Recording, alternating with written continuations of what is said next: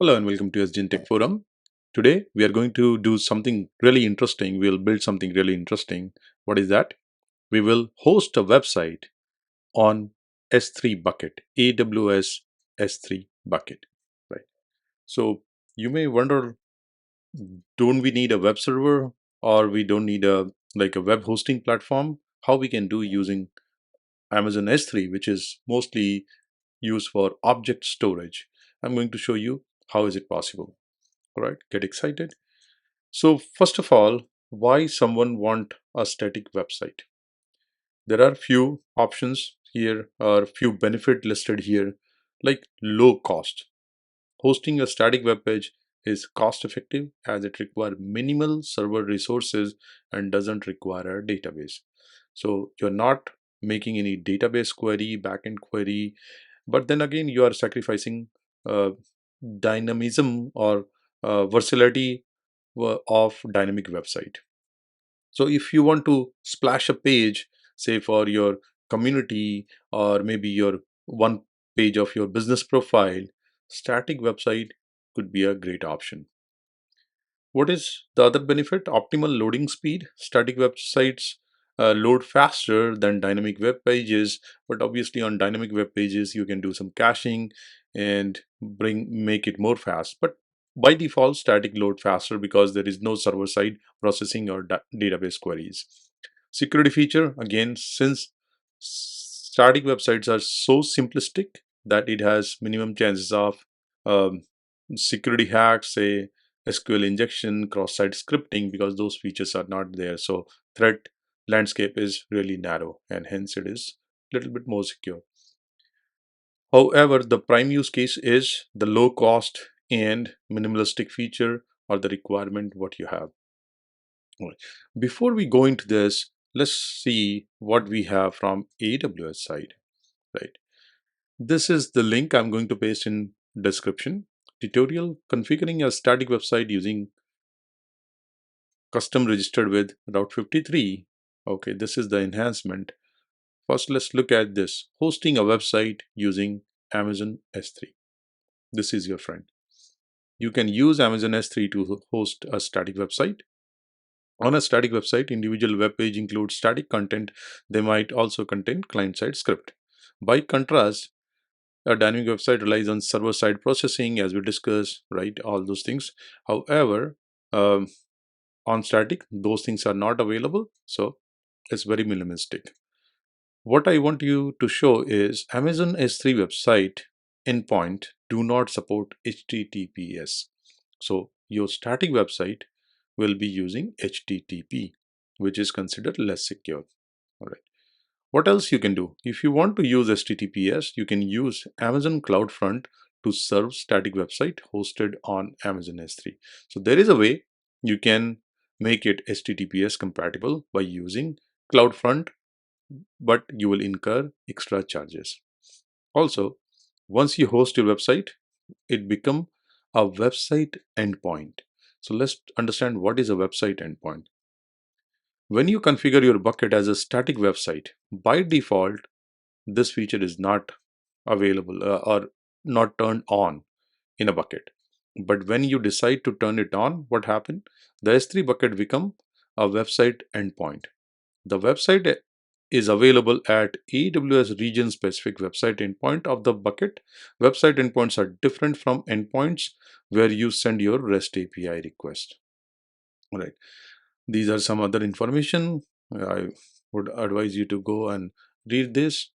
And also you can see this is very interesting. Adding a DNS CNAME. So what you can do, you can create your website look like uh, a real domain.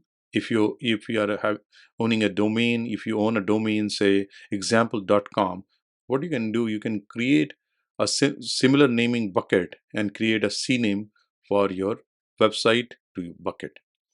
You can also bring your custom domain name. So if you have you own domain name, again example.com, what you can do, you can transfer that domain to Route 53, use Route 53 name server, and redirect from your domain to S3 bucket.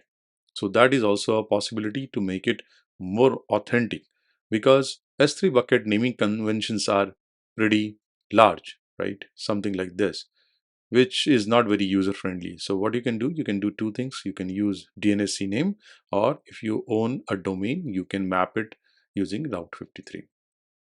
All right. Okay. So these two things you should see. And this is a comprehensive tutorial about how to bring your own domain to AWS Route 53 and start using that. All right, what I haven't done here is I didn't log into AWS console. So let me do that.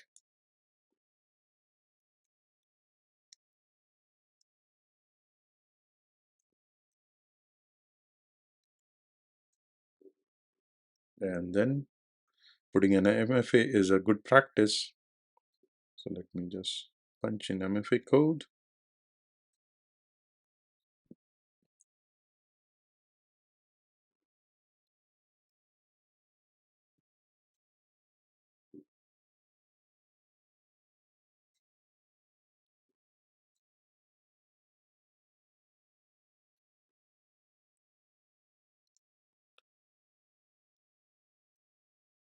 Okay,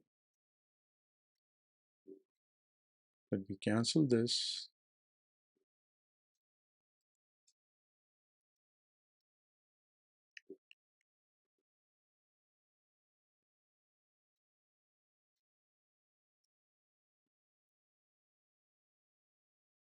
I should have done this before starting the video. Sorry about the delay. Now we are here in AWS S3. The last I used this service, hence I'm logged back in here. Otherwise, what you can do, you can go to menu and find S3, click on S3, and you'll be back to this view. Now what we will do, we'll go ahead and host our website. Before we start do that, you need to have website code, right? And by no means I'm a HTML expert, but I try to code a very simple program, and we are calling it index.html.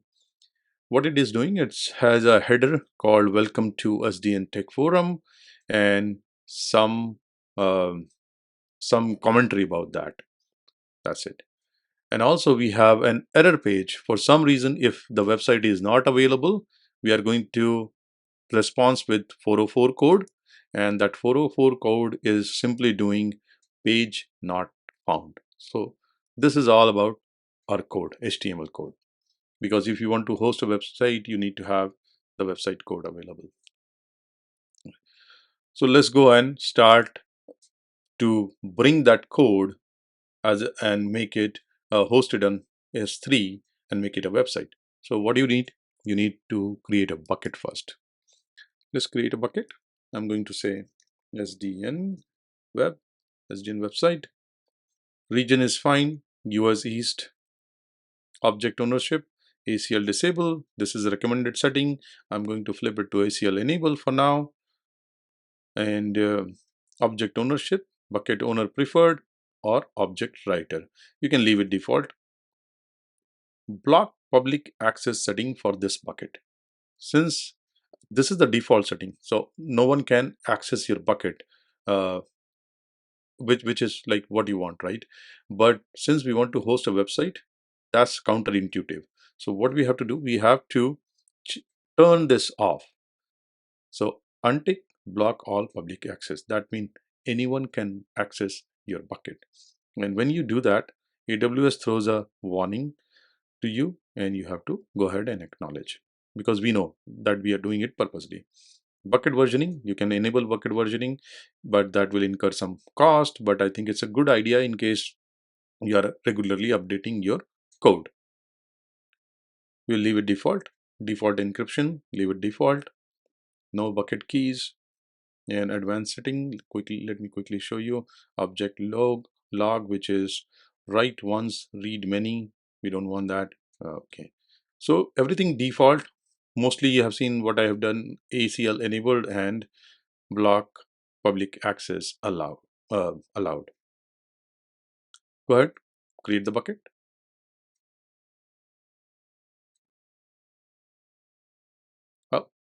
Bucket name must not contain uppercase letters. Sorry about that. SDN web.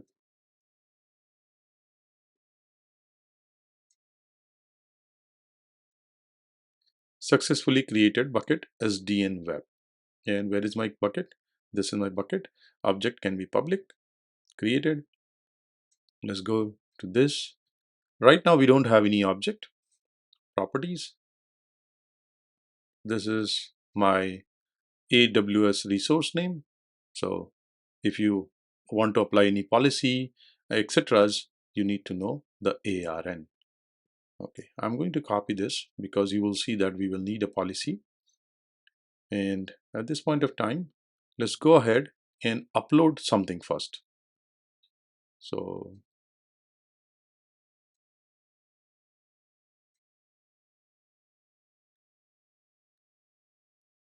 I'm just preparing a policy here in the meantime. Okay, let's go ahead.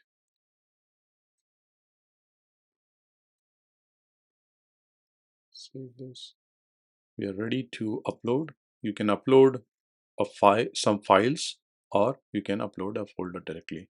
So I'm going to say add files, and from here you will see, let me just cancel. Oh, okay, this is, we want to upload everything. We want to upload policy text. We want to upload some more. What do we want to upload? We want to upload images.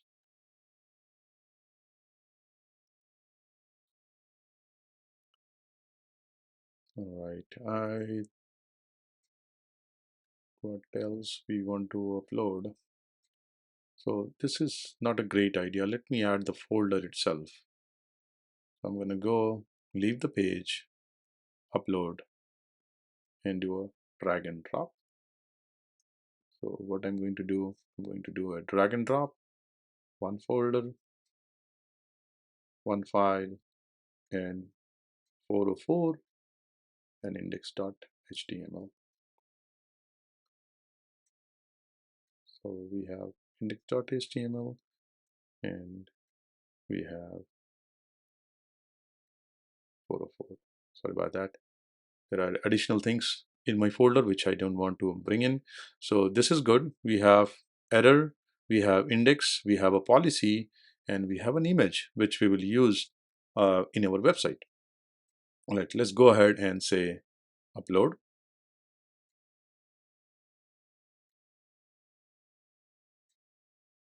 Four files successfully uploaded.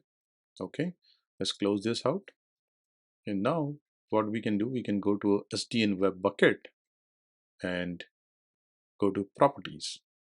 At this point of time, we are ready to make this bucket as a website endpoint. And how do you do that? You can leave other setting default, like default encryption and intelligent tiering, all those things. We'll leave it default.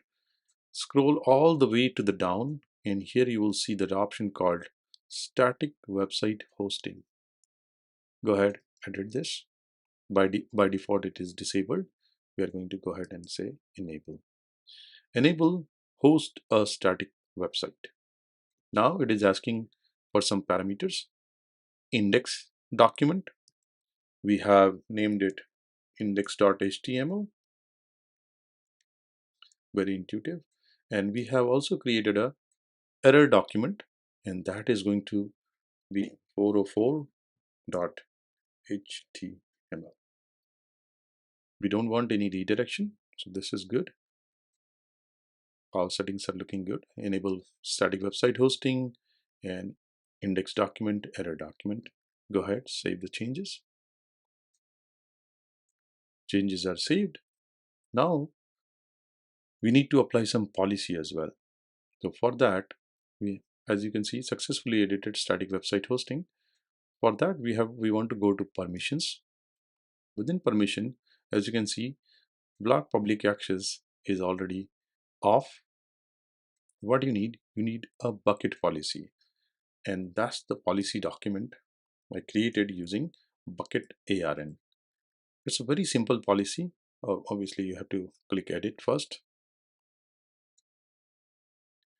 And here, this is very simple policy. What I'm saying is get S3 object is that action is allowed, and what resource you're going to use? You're going to use ARN. So there was additional A and anything underneath that bucket. So SDN web backslash and wildcard. That means anything under that directory. All right. So this is looking good. Let's go ahead and save changes. So we have our bucket policy created. Now we are ready to access our website. That's all you have to do. You have to bring in your HTML code. You need to enable public access and finally apply the permission. So let's go ahead to the properties, and what you're looking for is not the ARN, because ARN is used internally for AWS resources. What do you want? You want a public facing URL just like your website, and this is the website URL. You have got HTTP SDN web, your bucket name, S3 website, and then the region. And if I click it here, you can see my website is live. It's that simple as this. However, the URL and the insecure protocol you can call out as a caveat, but it's a good start, right? If you own a domain, you can bring in your domain and mask this long URL and make it look more legit. You can also use CloudFront to apply apply HTTPS. So this is amazing. In my opinion, I'm going to host my website on S3 Bucket, and when this happen, I'll do an announcement. But for now, I'm I'll be happy if you go ahead, try this on your own, and if you happen to make your static website, please do let me know, share your success. And thank you very much for watching, staying throughout this course of AWS crash course. I hope you're enjoying the videos. If that is the case, please do like, subscribe, share, spread a word, tell your friends, colleagues, and I'll see you in next video. Thank you.